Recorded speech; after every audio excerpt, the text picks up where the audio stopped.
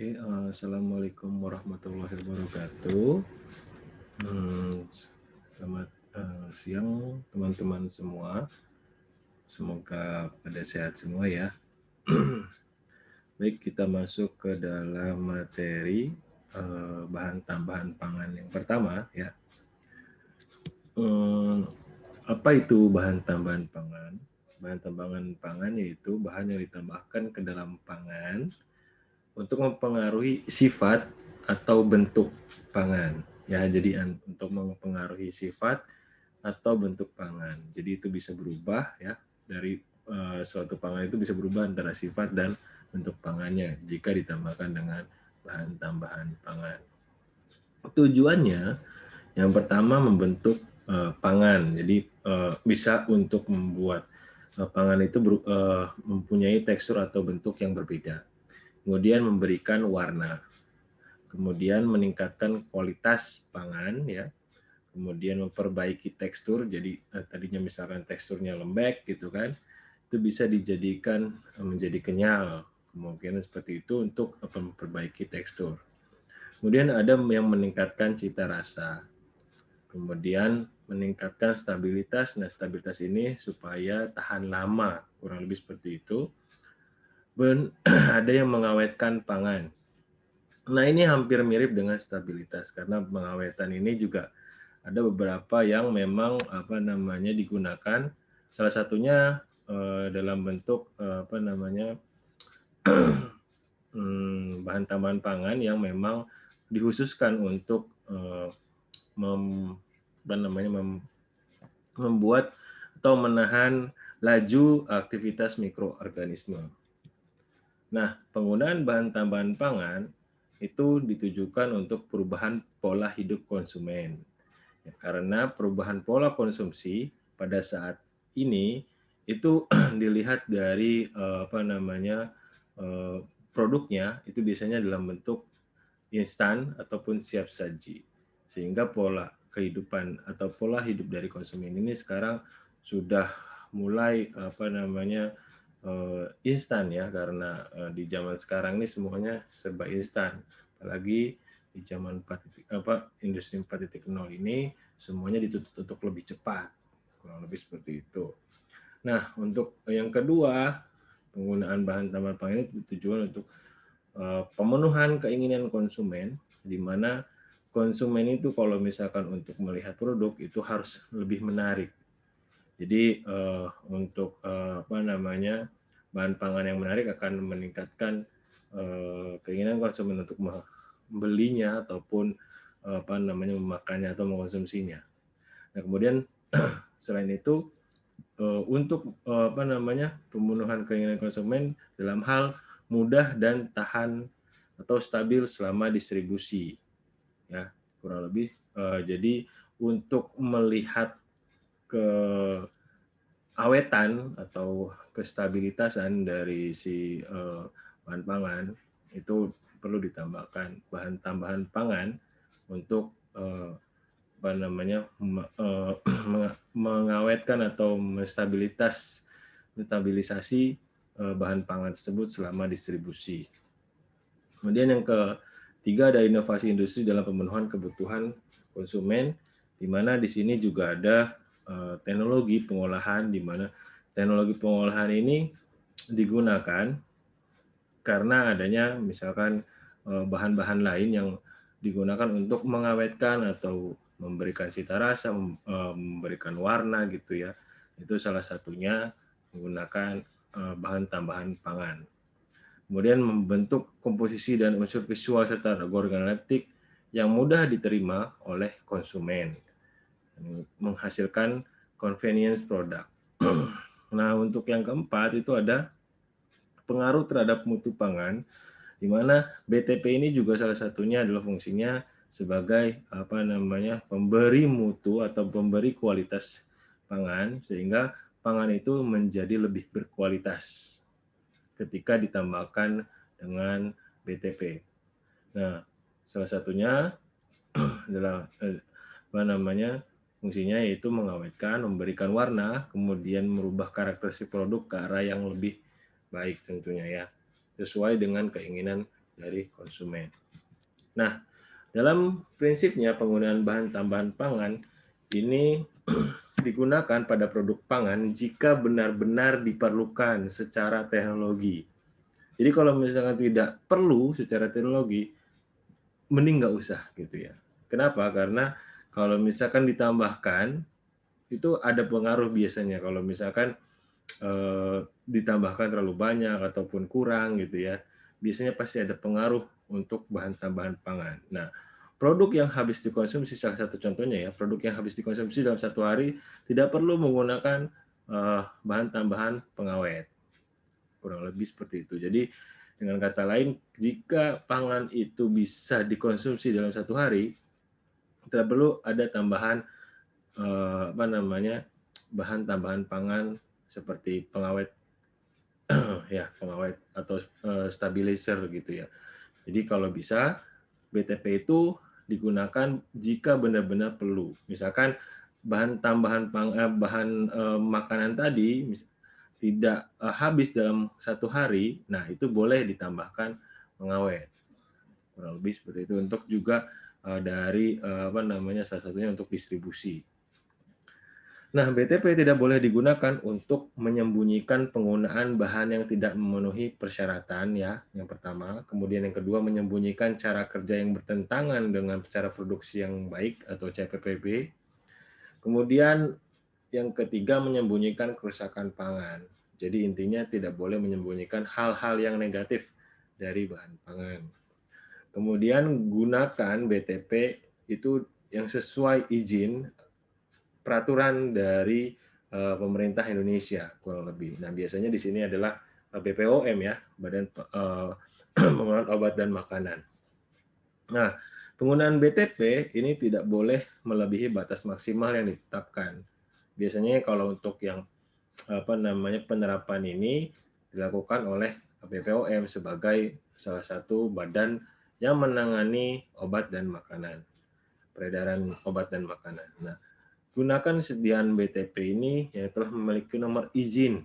Ya, kalau misalkan tidak memiliki nomor izin berarti masih diragukan untuk izin edarnya sehingga bisa bersifat racun ataupun bisa bersifat yang lainnya toksik ya, kurang lebih seperti itu sehingga dapat menyebabkan gangguan kesehatan pada manusia. Kemudian untuk yang keenam, untuk prinsip penggunaannya itu baca takaran penggunaannya dan gunakan sesuai dengan petunjuk label sediaan yang tertera pada kemasan dari bahan tambahan pangan tersebut. Nah, untuk regulasinya untuk BTP ini pemerintah sudah membuat ya dari Undang-Undang Nomor 18 Tahun 2012 tentang pangan, kemudian masuk ke Peraturan Pemerintah Nomor 86 Tahun 2019 tentang keamanan pangan, kemudian masuk ke Peraturan Pemerintah Nomor 69 Tahun 1999 tentang label dan iklan pangan, kemudian Peraturan BPOM Nomor 11 Tahun 2019 tentang bahan tambahan pangan. Nah, ini yang paling krusial dan memang kita garis bawahi ya bahwa di peraturan 2019 ini sudah direvisi dan sudah dilengkapi dengan baik untuk di bahan tambahan pangan, peraturan bahan tambahan pangannya. Kemudian yang kelima, yang peraturan paling terbaru, ada peraturan BPOM nomor 13 tahun 2020 tentang bahan tambahan pangan khusus untuk perisa, ya perisa ya. Di nomor 13 tahun 2020 ini adalah salah satu bentuk atau salah satu bentuk bahan tambahan pangan yang baru. Kalau misalkan dalam klasifikasi di BPOM-nya. Jadi dulu masih ada 26, sekarang ditambah dengan perisa jadinya 27 golongan atau bentuk bahan tambahan pangan. Nah, untuk memudahkan kita mengecek bahan tambahan pangan, BPOM juga sudah membuat ya, BPOM sudah membuat aplikasi, aplikasinya yang bernama AyoCek BTP. Nah, bisa teman-teman dikaji atau teman-teman lihat bahwa bagaimana sih makanan yang kalian makan gitu ya, BTP-nya seperti apa gitu ya, beracun atau tidak, diperbolehkan atau tidak, dilarang atau tidak gitu ya, sesuai izin edar atau tidak gitu ya. Silakan bisa dicek sendiri. Nah, terkait bahan tambahan pangan, peraturan-peraturan yang tadi sudah saya jelaskan, di sini terdapat peraturan pemerintah nomor 86 tahun 2019 tentang keamanan pangan, di mana pasal 7, setiap orang yang memproduksi pangan dilarang menggunakan BTP yang melampaui ambang batas maksimal yang ditetapkan. Kemudian yang kedua, bahan yang dilarang digunakan sebagai BTP. Jadi tidak boleh menggunakan bahan-bahan yang dilarang untuk BTP ya. Nah, ambang batas maksimal mencakup golongan, jenis, penggunaan dan pada kategori pangan, spesifikasi dan batas maksimal itu tertera di dalam kajian atau di dalam peraturan pemerintah 86 tahun 2019. Nah, golongan BTP juga terdiri dari 27 golongan BTP ya, tadi saya sudah jelaskan. Golongan dan jenis BTP terdapat dalam lampiran peraturan pemerintah nomor 86 tahun 2019 tentang keamanan pangan juga ada. Namun, beberapa menjadi catatan bahwa dalam lampiran ini tidak termasuk penggunaan serta batas maksimal penggunaan pada kategori pangan. Nah, itu ada di peraturan pemerintah nomor 86 tahun 2019 dan memang tentang tentang kategori pangan ini. Cuman memang belum ada yang tentang batas maksimal penggunaan kategori pangan. Nah, perubahan golongan dan jenis BTP serta ketentuan batas maksimal penggunaan dalam kategori pangan diatur dengan peraturan kepala badan. Itu sesuai dengan pasal 9, 10, 11. Pasal 12 perubahan jenis BTP dan batas maksimal penggunaan dalam kategori pangan harus mempertimbangkan yang pertama, persyaratan kesehatan berdasarkan bukti ilmiah yang sahih dan kajian paparan BTP tersebut. Nah, ini semuanya mengacu kepada regulasi yang terdapat pada BTP tadi. Nah, bahan yang dilarang untuk bahan-bahan BTP yang dilarang itu sudah diatur juga di dalam peraturan pemerintah nomor 86 tahun 2019 tentang keamanan pangan. Setiap orang yang melakukan produksi pangan untuk diedarkan dilarang menggunakan bahan yang dilarang digunakan sebagai BTP. Jadi intinya pelarangan penggunaan bahan lain atau bahan yang berasal dari BTP tetapi melebihi ambang batas. Nah, kemudian bahan yang dilarang digunakan sebagai BTP untuk pangan olahan ditetapkan oleh kepala badan. Jadi yang semua pelarangan sebagai BTP tadi disesuaikan atau ditetapkan oleh kepala badan. Nah, menurut peraturan BPOM nomor 7 tahun 2015 tentang bahan baku yang dilarang dalam pangan olahan, yaitu bahan baku yang meliputi bahan atau senyawa baik dalam bentuk tunggal maupun campuran yang berasal dari sumber hayati dan atau sintetik. Nah, mengatur 193 jenis bahan baku yang dilarang dalam pangan olahan termasuk dilarang dalam penggunaan sebagai BTP ya, kurang lebih seperti itu. Nah, kalau misalkan merujuk hal itu berarti pemerintah sudah membuat sedemikian rupa dan sudah membuat rancangan tentang bahan tambahan pangan yang baik dan disesuaikan oleh kebutuhan manusia yang ada di Indonesia. Nah, secara detailnya untuk peraturan BPOM nomor 11 tahun 2019 tentang bahan tambahan pangan, ini beberapa pasalnya bisa teman-teman lihat sendiri ya. Ada ketentuan yang pertama ketentuan umumnya, pasal 1, pasal 2 golongan BTP dan jenis BTP di pasal 2 ya, pasal 3 dan 4 gitu ya. Dan beberapa pasal lainnya terkait tentang bahan tambahan pangan yang memang diatur secara detail di peraturan BPOM nomor 11 tahun 2019. Nah, untuk bahan tambahan pangan sendiri yang termasuk bahan tambahan pangan itu ada 27 jenis. Yang pertama adalah anti buih, yang kedua anti kempal, antioksidan, bahan pengkarbonasi ya, kemudian garam pengemulsi, gas untuk kemasan, humektan, bahan tambahan pelapis, pemanis, pembawa, kemudian pembentuk gel, pembuih, pengatur keasaman gitu ya. pengawet, pengembang, pengemulsi, pengental, pengeras, penguat rasa, peningkat volume, penstabil, pretensi warna, kemudian pelakuan tepung, kemudian ada pewarna ya, pretensi warna dengan pewarna ini beda. Kemudian ada propelan, sequesteran, kemudian ada perisa. Nah, batas maksimal penggunaan BTP ini juga disesuaikan karena ada juga yang berdasarkan data konsep numerik dan ada CPPB atau cara produksi pangan yang baik ya. Secara garis besar bahwa untuk yang numerik ini konsentrasi maksimal BTP terdapat pada pangan dalam satuan yang ditetapkan. Jadi kalau di dalam numerik itu ada satuan yang ditetapkan.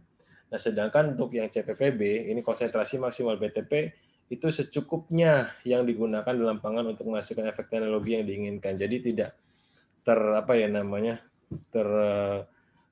satuannya gitu kurang lebih. Ini misalkan contohnya kalau yang untuk CPPB itu batas maksimal BTP penguat rasa. Nah, batas BTP penguat rasa itu satu contohnya adalah asam inosinat yang sesuai harus CPPB gitu ya. Jadi tidak dijelaskan seberapa besar untuk penggunaannya, tetapi intinya untuk untuk penggunaan saja. Jadi CPPB-nya misalkan untuk asam inosinat boleh gitu kalau misalkan, atau bisa dibilang kalau CPPB ini adalah kualitatifnya lah. Nah, kalau untuk yang akan numeriknya itu adalah kuantitatifnya gitu. Jadi bisa dihitung. Nah, kalau untuk yang di numerik ini ada BTP, ini pengawet natrium sorbat kurang lebih 100 mg atau harus 100 mg per kilogram sebagai asam sorbat. Nah, berarti bisa kita cek ya untuk yang nugget ikan ini bahan pengawetnya adalah salah satunya adalah natrium sorbat 100 mg per kilogram sebagai asam sorbatnya gitu. Nah, kalau yang ini tidak ada. Jadi ini cuma hanya diberikan atau ditambahkan saja. Atau diperbolehkan atau tidak, sorry. Bukan diberikan atau tidak. Diperbolehkan atau tidak untuk yang CPPB. Nah, untuk keberadaan BTP dalam pangan itu prosesnya itu dalam bentuk penambahan langsung atau terbawa atau ikutannya. Dalam arti misalkan untuk yang penambahan langsung itu kita menambahkan bahan tambahan pangan itu langsung gitu. Ya. Nah, sedangkan kalau untuk terbawa atau ikutan itu kita menambahkan bahan pangan dan di dalam bahan pangan di dalam bahan tambahan pangannya itu atau BTP-nya itu terdapat bahan tambahan pangan lain. Misalkan gula yang mengandung pemanis yang lain lah atau pengawet yang lain gitu. Sorry, bukan pemanis ya, pengawet gitu ya. Gula, tapi mengandung pengawet misalkan. Nah, itu berarti dengan secara tidak langsung ikut terbawa si pengawetnya ke dalam suatu bahan makanan yang kita akan buat gitu ya. Nah, untuk yang penambahan langsung itu harus mengikuti batas maksimal dari produk akhirnya. Kemudian untuk yang terbawa atau ikutan atau carrying over ya itu mengikuti ketentuan tentang BTP ikutan. Jadi punya masing-masing standarnya kurang lebih seperti itu. Nah, untuk penakaran BTP ya kita harus juga tahu ya menakarkan atau menimbang ya kurang lebih menimbang lah gitu ya supaya lebih gampangnya. Nah, ini yang pertama itu menggunakan timbangan analitik. Jadi kalau misalkan kita mau mencampurkan BTP itu menggunakan timbangan analitik. Nah, kalau misalkan tidak ada timbangan analitiknya, misalkan di rumah gitu ya, itu menggunakan sendok takar. Nah, untuk tabel konversi itu di beberapa komponen biasanya ada di sendok takar gitu ya. Itu menakar BTP itu dengan cara menyesuaikan dengan nilai dari kandungan sendok takarnya atau misalkan seperti ini 1 mili ya. Nah, itu. Jadi ada memang sendok takar yang memang segitu adalah 1 mili gitu. Nah, ini contoh saja ya, ada misalkan golongan BTP 1,25, kemudian untuk yang pengawet ini 1,25, kemudian pewarna 1,25. Nah, tabel ini hanya berlaku untuk jenis BTP yang berbentuk bubuk dalam kata lain adalah serbuk, butiran, granul, dan kristal. Nah, untuk perhitungannya, untuk perhitungan BTP, ya, contohnya cookies nih, ya, cookies nih contoh pengawetnya yang diizinkan adalah natrium sorbat ya, natrium sorbat sebagai pengawetnya. Kemudian batas maksimal yang diizinkan itu 1000 mg per kilogram menurut per BPOM nomor 11 tahun 2019 yang akan digunakan dalam 5 kg adonan sehingga perhitungannya yang pertama kita tahu dulu sendok makannya, 1 sendok takarnya itu berapa? Misalkan 1,25 gram. Oke. Berarti 1,25 gram ini sama dengan 1250 mg. Nah, kemudian ketika sudah diketahui, maka dengan kata lain 1000 mg tadi, 1000 mg batas maksimal yang diizinkan oleh per BPOM itu dibagi 1250, kemudian dikali 5 kg. Nah, setelah kita tahu, kita dapatkan nilainya, ternyata bernilai 4. Nah, 4 ini dalam arti takaran dalam hal sendok takar itu berjumlah 4. Jadi tidak boleh lebih dari 4. Nah, atau dengan kata lain, natrium sorbat yang ditambahkan pada 5 kg adonan adonan yang kita akan buat gitu ya, itu maksimal 4 sendok takar. Jadi kalau misalkan lebih dari 4, berarti itu tidak sesuai karena batas maksimalnya lebih ya, melebihi batas maksimal atau dengan kata lain seperti itu. Kemudian untuk BTP ikutan atau carryover ya. Carryover ini adalah BTP yang berasal dari bahan baku baik yang dicampurkan maupun yang dikemas secara terpisah tetapi masih merupakan satu kesatuan produk. Jadi dengan kata lain tadi yang sudah saya bilang misalkan gula yang memiliki pengawet. Nah, gula sendiri adalah bahan tambahan pangan tetapi memiliki pengawet. Pengawetnya ini adalah bahan tambahan pangan juga. Jadi dengan kata lain dalam satu gula itu terdapat dua bahan tambahan pangan. Yang pertama gula itu sendiri, yang kedua adalah pengawetnya. Salah satu contohnya, misalkan nugget ikan. Ya, nugget ikan ini komposisinya adalah daging ikan, tepung butter, kemudian tepung roti. Nah, di tepung roti ini dia mengandung pewarna kuning FCF CI 15985. Nah, dengan kata lain, tepung roti ini adalah bahan tambahan pangan, tetapi dia memiliki bahan tambahan pangan lain yang terdapat di dalamnya, itu pewarna bahan tambahan pewarna yang berwarna kuning. Nah, kuning FCF CI 15985 ini adalah nama jenis dan nomor indeksnya. Nah, kriteria BTP ikutan ini yaitu tidak ditambahkan langsung ya, jadi bukan memang kita mau menambahkan gitu ya, tapi ikut terbawa, kemudian terbawa dari bahan baku atau BTP atau dan perisa, jadi tergantung dari bawaannya dari mana gitu ya. Kemudian tidak berfungsi secara teknologi, jadi tidak ada fungsi teknologinya kurang lebih. Jadi tidak menyebabkan perubahan lah kurang lebih dalam suatu bahan produk atau yang kita buat nantinya. Nah, untuk ketentuan rasio ya, 1, jika BTP digunakan secara campuran dan berasal dari golongan yang sama, penjumlahan hasil bagi masing-masing BTP dengan batas maksimal penggunaannya tidak boleh lebih dari 1. Jadi dengan kata lain, kalau misalkan kita cek ya di sini, komposisi keripik singkong itu singkong, garam, air, bumbu gula, pewarna alami karmin, dan pewarna sintetik kuning FCF ya. Nah, kita bisa cek di sini karmin ya, kuning FCF. Nah, batas maksimalnya misalkan yang karmin ini 200 mg per kilogram. Nah, kalau misalkan kuning FCF ini, BTP kuning FCF ini 100 mg per kilogram. Nah, penggunaan pada produknya misalkan nilainya untuk yang karmin adalah X, untuk yang FCF ini adalah Y. Nah, rasionya berarti dengan kata lain ini dibagi ya, X dibagi 200, Y dibagi 100. Kemudian ini dijumlahkan. Kalau misalkan semua nilainya ini lebih dari 1 ya, X per 200 ditambah Y per 100 ini lebih dari 1, berarti itu tidak sesuai dengan konsep BTP ikutan atau BTP campuran. Nah, harusnya kurang dari 1. Ya. Nah, ketentuannya rasio hasil bagi masing-masing ini, jenis BTP ini tidak boleh lebih dari 1. Jadi kalau misalkan lebih dari 1 itu ada menyalahi aturan juga gitu ya.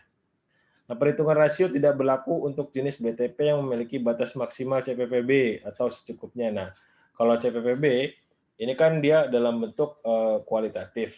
Tapi kalau misalkan ini adalah dalam bentuk numerik ya perhitungannya, sehingga kita harus sesuaikan dengan kaidah-kaidah ketentuan yang ada di dalam perhitungan rasionya.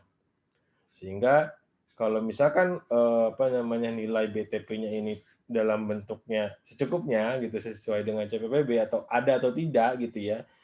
Jadi kalau CPPB kan ada konsepnya adalah kualitatif ya. Sehingga itu tidak bisa dimasukkan ke dalam konsep ketentuan rasio yang akan kita buat ini. Karena nilainya tidak ada nih, misalkan terutama untuk yang penggunaan pada produk miligram per kilogram. Nah, itu ada, tidak. Nah, ada kan tidak bisa dibagi 200 ya. Gitu. Kurang lebih kita hanya mengira-ngira saja kalau untuk yang CPPB. Nah, penggunaan BTP di luar yang telah diizinkan itu adalah jenis dan penggunaan BTP yang belum diizinkan. Ini salah satunya ya. Kalau misalkan BTP-nya ini belum diizinkan, itu boleh digunakan setelah mendapat persetujuan tertulis dari Kepala Badan POM. Nah, kemudian untuk mendapatkan persetujuan tersebut, pemohon harus mengajukan permohonan tertulis kepada Kepala Badan disertai kelengkapan data sesuai formulir sebagaimana tercantum dalam lampiran 7 per BPOM nomor 11 tahun 2019. Nah, keputusan persetujuan atau penolakan dari kepala badan diberikan paling lama itu sekitar 85 hari sejak diterimanya permohonan secara lengkap. Jadi prosesnya panjang ya, sekitar 85 hari. Nah, cara pencantuman BTP dalam daftar bahan itu yang pertama nama golongan BTP ya. Kemudian untuk khusus untuk BTP ini untuk yang jenis antioksidan, pemanis, pengawet, pewarna, penguat rasa itu harus dicantumkan nama jenisnya. Misalkan tadi pengawet apa, natrium sorbat misalkan. Kemudian kalau yang khusus untuk pewarna ya biasanya disertai dengan nomor indeks. Nah, nomor indeks ini misalkan nomor 15985 gitu. Nah, pewarnanya pewarna apa? Misalkan pewarna sintetik, warna kuning, jenisnya FCF CI misalkan kayak gitu ya. Nah, kemudian nama kelompok perisa untuk BTP perisa meliputi perisa alami dan atau perisa sintetik. Nah, ini memang khusus kalau untuk perisa ya. Dia juga sudah punya peraturannya sendiri berbeda dengan yang lain, berbeda dengan bahan tambahan pangan yang lain. Kalau untuk perisa ini memang dieksklusifkan karena dia memiliki komponen yang berbeda, maksudnya komponen yang memang sangat berpengaruh nyata terhadap produk ya. Kemudian BTP ikutan ini harus dicantumkan setelah bahan yang mengandung BTP. Salah satu contohnya misalkan komposisi ya. Misalkan tadi saya bilang ada gula pasir. Nah, gula pasir ini kan bahan tambahan pangan. Nah, dia harus dituliskan setelah bahan itu mengandung pengawet sulfit gitu. Ya, jadi memang harus ditambahkan di dalam komposisinya di bagian komposisi bahan atau daftar bahan di dalam label kemasan itu harus dicantumkan seperti itu. Nah, kalau misalkan tidak dicantumkan berarti ada kesalahan ya di dalam label kemasannya. Itu juga bisa menjadi salah satu poin-poin penting ketika teman-teman di sini memilih suatu produk yang akan kalian makan gitu. Nah, pencantuman informasi tanpa BTP ya, misalkan kita tidak menggunakan BTP gitu ya. Pada label dicantumkan setelah daftar bahan yang digunakan dan ukuran huruf sama dengan komposisi. Nah, tidak di bold atau highlight ya. Nah, kemudian tidak diizinkan mencantumkan nama jenis BTP-nya karena tidak menggunakan BTP kan ya, gitu. Nah, kemudian tidak diizinkan jenis BTP yang beririsan fungsi dengan zat gizi. Nah, ini juga salah satunya ya. Jadi tidak boleh beririsan dengan fungsi zat gizi. Tentu tidak ya kalau misalkan ada beberapa yang memang misalkan seperti pengawet itu tidak beririsan dengan fungsi zat gizinya. Nah, untuk informasi tanpa BTP ini hanya diizinkan untuk jenis-jenis BTP yang 5 ya, hanya 5. Yang pertama yang pemanis buatan, misalkan tanpa pemanis buatan gitu. Kemudian pengawet, terus kemudian pewarna sintetik, kemudian antioksidan dan penguat rasa. Nah, informasinya dalam label pangannya ya, itu dicantumkan biasanya dalam bentuk misalkan tanpa pemanis buatan, tanpa pengawet, tanpa pewarna sintetik, tanpa antioksidan, tanpa penguat rasa. Nah, ini salah satu contohnya misalkan di daftar bahan atau komposisi gitu ya. Ini teh ya, bukan de ya, sorry. Air, gula, teh, perisa sintetik, nah bla bla bla dan yang lain-lainnya BTP-BTP lain. Kemudian yang terakhir itu ada tanpa pengawet, berarti kita tidak menggunakan bahan tambahan pengawet. Kurang lebih seperti itu, ya. Nah, persyaratan BTP campuran ini itu menurut Perka BPOM nomor 8 tahun 2016, di mana BTP campuran ini harus mencantumkan nama golongan BTP yang mempunyai fungsi utama. Jadi kita mau ngambil apanya nih, misalkan mau menambahkan supaya bahan itu manis gitu ya, nah itu harus disesuaikan. Jadi harus dikasih tahu, cantumkan nama golongan BTP yang mempunyai fungsi utama, misalkan pemanis apa gitu ya, jenis apa gitu. Kemudian mencantumkan takaran penggunaan dalam produk pangan. Nah, takaran berapa? Misalkan 100 mg per kilogram, atau berapa gram per kilogram gitu, atau miligram per kilogram gitu ya. Gitu. Kemudian mencantumkan tulisan bahan tambahan pangan campuran pada label. Jadi harus ditambahkan tulisan bahan tambahan pangan campuran. Dilarang menggunakan campuran seperti senyawa nitrat, dan sulfit. Nah, ini agak susah ya, maksudnya ini bahan-bahan yang mungkin dilarang dengan adanya BTP tadi campuran. Kemudian BTP campuran ini BTP campuran pemanis dan atau glikosida stevia hanya dalam bentuk tabletop, jadi tidak boleh dalam bentuk yang lain. BTP campuran pewarna dibuktikan dengan analisis kualitatif, ya. Harus ada misalkan pengujian terlebih dahulu ya untuk yang kualitatif. Biasanya kalau misalkan untuk yang senyawa-senyawa atau pewarna-pewarna ya, ini biasanya ada yang menggunakan pewarna tekstil. Nah, itu ada tuh untuk uji kualitatifnya seperti apa ya. Kemudian memenuhi persyaratan cemaran. Jadi kalau misalkan penggunaan BTP ini juga harus melihat cemarannya ya, maksudnya dalam arti dia tercemar atau tidak gitu ya, misalkan bakteri, kemudian zat kimia yang lain gitu yang berbahaya bagi tubuh manusia.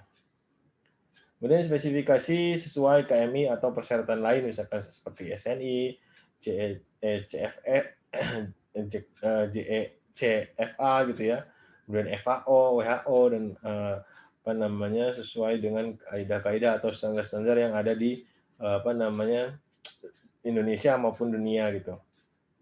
Kemudian spesifikasi sesuai dengan bahan yang diberikan atau bahan yang digunakan gitu ya. Nah, untuk bahan-bahan yang dilarang digunakan sebagai BTP, yang pertama adalah asam borat atau boraks ya. Teman-teman tahu mungkin ya, pasti tahu lah boraks itu seperti apa. Nah, biasanya kalau boraks ini di bidang perikanan ada tuh digunakan sebagai bakso ikan ya, itu sangat sering terjadi ya. Tidak hanya di bakso ikan saja sih sebenarnya, di beberapa bakso juga biasanya ada nih boraks nih. Nah, ini agak sangat berbahaya nih bagi tubuh manusia. Kemudian yang kedua ada asam salisilat dan garamnya. Kemudian ada dulsin, kalium klorat ya, kloramfenikol nih ya. Kloramfenikol juga ada yang menggunakannya biasanya sebagai salah satu antibiotik ya, terutama untuk mikroorganisme ya. Tuh. Kemudian minyak nabati yang dibrominasi ya.